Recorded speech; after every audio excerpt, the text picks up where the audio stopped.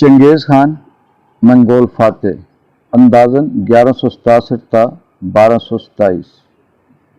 چنگیز خان نے منگول قوم کی بنیاد رکھی، معلوم نے دنیا کا بیشتر حصہ فتح کیا اور تاریخ کے عظیم فوجی رہنماؤں میں شمار ہوا۔ اگرچہ اسے ایک فوج کے بجائے غول کی قیادت کرنے والا بربری کہا جاتا ہے، لیکن اس نے بربری طرز عمل کے بجائے شاندار تنظیم سازی اور حکمت عملی کے ذریعے فتوحات حاصل کی۔ چنگیز خان دریائے اون کے کنارے 1155 تا 1167 میں وسطی منگولیا کے ایک بااثر گھرانے میں پیدا ہوا۔ روایت کے مطابق چنگیز خان کا نام ایک تاتار دشمن جس کا باپ مدا تھا کے احترام میں تیموجن رکھا گیا۔ جب تیموجن 9 برس کا ہوا تو منگول قبیلے کے مختلف دھڑوں نے اس کے باپ کو قتل کیا اور خاندان کو وطن بدر کر دیا۔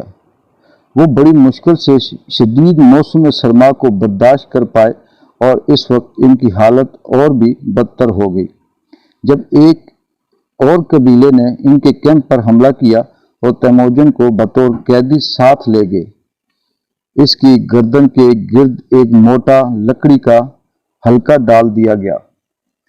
حفاظتی اقدامات کافی ثابت نہ ہوئے، تیموجن آزاد ہونے میں کامیاب رہا۔ وہ واپس اپنے قبیلے میں آیا اور نوجوانی میں ہی ایک غضبناک جنگجو کے طور پر شہرت حاصل کر لی۔ 20 سال کی عمر کو پہنچنے سے پہلے ہی تیموجن کے سفارتکاری اور ایک طاقتور پڑوسی کی بیٹی سے شادی کرنے کے بعد متحد قبیلوں کے درمیان اتحاد پیدا کرنے کا آغاز کیا۔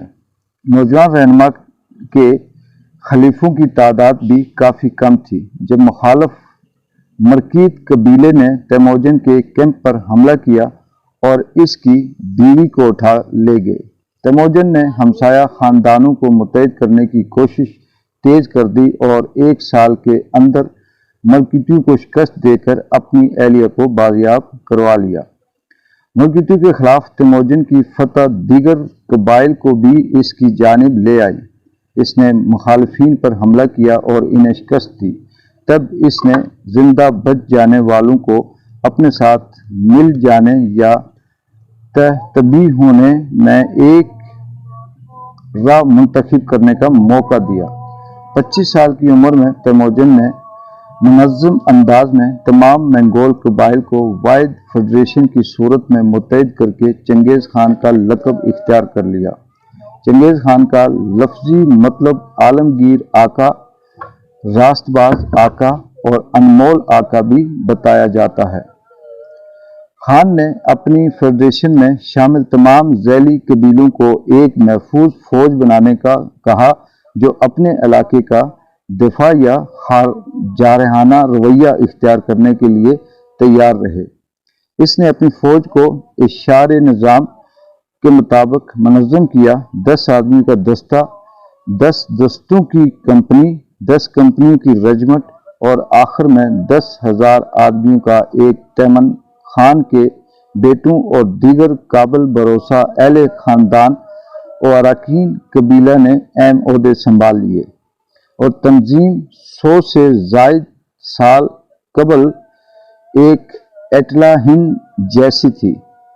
تاریخ اس عمل کو واضح نہیں کرتی کہ آیا چنگیز خان نے اپنے کسی پیشرو کے نظریات کی نقل کی یا یہ اس کی اپنی جدت طرازیاں تھیں۔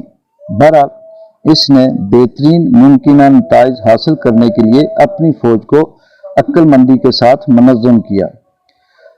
آدھی سے زیادہ فوج نیزے اور تلواروں سے مسلح اور خود دوسینہ بند میں محفوظ گھوڑ سوار جنگجو پر مشتمل تھی۔ کم مسلح گھوڑ سوار تیر انداز باقی کے دستے تشکیل دیے ہوئے تھے۔ منگول فوج کے تمام سپاہی گھوڑوں پر سوار تھے اور ساتھ سامان برداری کے لیے فالتو گھوڑے بھی رکھے جاتے۔ ان نئے اور بہتر طریقوں نے ایک نہایت سریع الفتار فوج پیدا کی جو اپنے عہد کی کسی بھی فوج کے مقابلے میں برتر تھی۔ خان نے اپنی کارروائیوں میں مدد کے لیے جاسوسوں اور مخبروں کا ایک جال پھیلایا جو دشمن کی تعداد اور علاقوں کے متعلق معلومات فراہم کرتے۔ جب بھی کسی کمزوری کے بارے میں پتہ چلتا تو خان فوراً اپنی فوج جمع کرتا، جس کی تعداد 2,50,000 تک بھی ہوتی، اور حملہ کر دیتا۔ گھوڑ سوار نیزہ بردار آگے اور تیر انداز پیچھے ہوتے۔ گھوڑ سواروں کو چھوٹے چھوٹے گروپوں میں تقسیم کر کے دشمن کی کمزوریوں سے فائدہ اٹھایا جا سکتا تھا۔ صدیوں تک یہ انداز جنگ و جدل کا مثالی نمونہ رہا، تاہم منگول فوج کا ایک ہی جگہ پر ٹھہری نہ رہی، بلکہ صورتحال کے مطابق اس میں ترقیاں اور بہتریاں پیدا ہوتی رہیں۔ شمالی چین میں جب خان کا سامنا فصیل بند شہروں سے ہوا تو اس نے کئی منجکین اور محاصرے کی مشینیں بھی شامل کر لی، جنہیں ٹکڑوں کی صورت میں جانوروں پہ لاد کر لے جایا جا سکتا تھا۔ جب ضرورت پڑنے پر فوج میں سے انجینئر اور طبی ماہرین دستیاب نہ ہو سکے تو اس نے دوسرے ممالک سے منگوا لیے۔ دہشت اور خوف و ہراس نے ایک نفسیاتی ہتھیار اور اس دور کی جنگ و جدل کی اہم خصوصیت کے طور پر خان کے طریقہ کار میں ایک اہم کردار ادا کیا۔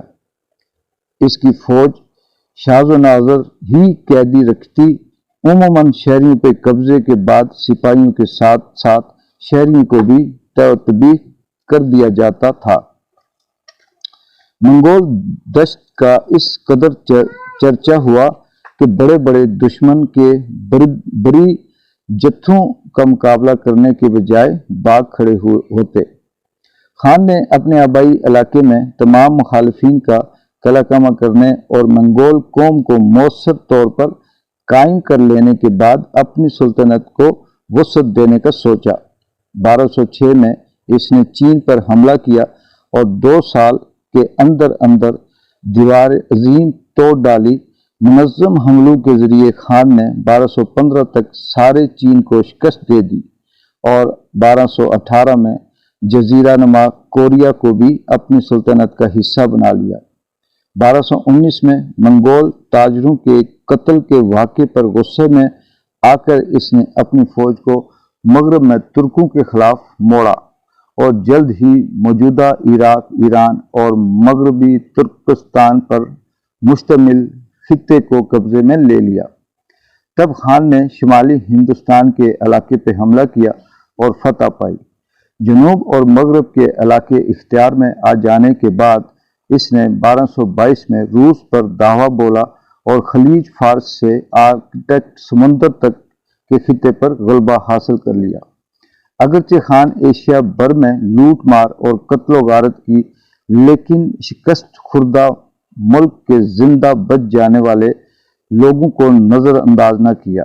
اس نے عمومی مقامی حکام کو ذمہ داری سونپ کر پائیدار حکومتیں قائم کی اور سب کے لیے کافی خوراک اور تحفظ کی فراہمی کو یقینی بنایا۔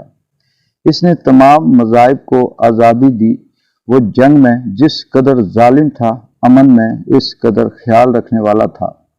اس نے متحد منگول مقبوضہ علاقے چھوڑ دیے اور مقامی باشندوں کو شکست دے کر ان کا معیار حیات بہتر بنانے کا تجربہ کیا۔ 1226 میں خان کی کلمیر و مغرب میں پولینڈ سے مشرق میں کوریا اور مغرب میں ویتنام سے شمال میں روس آرکٹک سمندر تک تھی، مگر کاہلی کی بجائے عمر رسیدگی نے منگول رہنما کی رفتار سست کر دی۔